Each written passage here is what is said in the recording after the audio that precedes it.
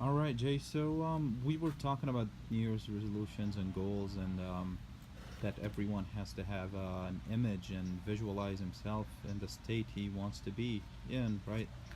The thing is, a lot of people know the way, right? And they know exactly what they should do to reach their goals. But for some reason, they don't start doing that. Or when they start, they don't keep up with it. But but what do you think? What do you think can hinder someone from even starting his journey to be the person he wants to be? There are two things necessary to become the person you want to be. One is belief that you can do it, and the second is taking the steps to do it. And then there is the pain element that's involved in taking the steps. That's the hard part. That's what separates the people like, say, Michael Jordan from the people who don't become as successful as Michael Jordan. Michael Jordan had an unusual drive. So he'd be practicing and shooting hoops before his team would come in. He'd work harder than the other people on the team in order to get where he wanted to be. And so he did. And he ended up having a level of fluidity and grace to the point that it looked like he was walking on air that other people couldn't do. Now, the thing is, not everybody has that talent that Michael Jordan had. You know, almost every other person, if they practice as much, they wouldn't be as good. But the thing that stops people from getting where they want to get to is knowing that. They're like, well, I can't be Michael Jordan, so why should I even try? And you can't shoot for literally being the best and then defeating yourself after that. You have to say, how can you can say, I want to be like Michael Jordan, let me train like him, but don't let it be a self defeating thought. Take the small steps. If I knew more about basketball, I could speak about it more technically, but it's a matter of thinking if you could snap your fingers and change something like a genie, what would you change? And then take the steps towards that. Right? If you have 50 extra pounds on your body, it's not a good idea to compare yourself to one of those bodybuilder people or one of those fitness model people, unless you can do it in a way I want to get there and I can get there. But even if you can only lose 25 of those 50 pounds, that's 25 pounds better. That is a small incremental gain. Take the small steps and don't let your mind self defeat you. And think, if I could snap my fingers, where would I be?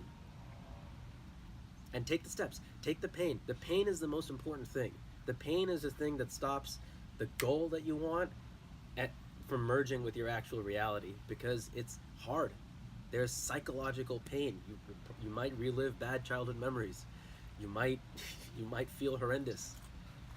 And that's a signpost for you to find a way to rise above that and move beyond pain and pleasure and just do what you need to do.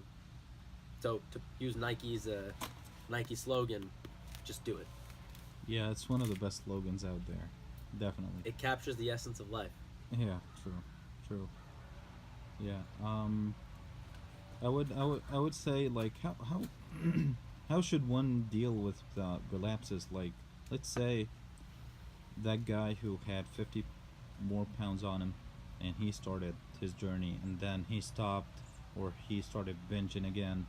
Um, how would you address that problem? How would you what is the mindset that that person should have when he faces a situation like that? So the first thing, it's always a mental shift, right? So I knew an obese person, or I know an obese person, who said that he eats because it gives him a sense of comfort that he didn't feel when he was growing up, right? It's a psychological thing. In his case, and in many cases, again, having the belief that you can break out of it and then feeling the pain associated with what you feel when you're about to binge. So if you're about to binge and you just say, you can transmute that pain, or transfer rather, from if you're about to binge, if you're about to eat again where you shouldn't, you think, don't try to think positively, like, oh, this is going to be good if I eat celery instead of a burger. Instead, feel the pain and allow yourself to rise above it. Because avoiding that pain is what ends up leading a person like that to eat and eat and eat and eat. You gain a lot of weight over a period of time. It's not an instant thing. It's a repetition of a reaction to something going on internal. Being able to rise above that pain is an important thing. So again, when you're about to feel that pain, when you're about to binge, try to rise above it. Just feel it, allow yourself to experience it. It will feel bad, guaranteed. The solution, the short-term band-aid solution, which is to eat, which also then makes someone obese, is not actually a good solution.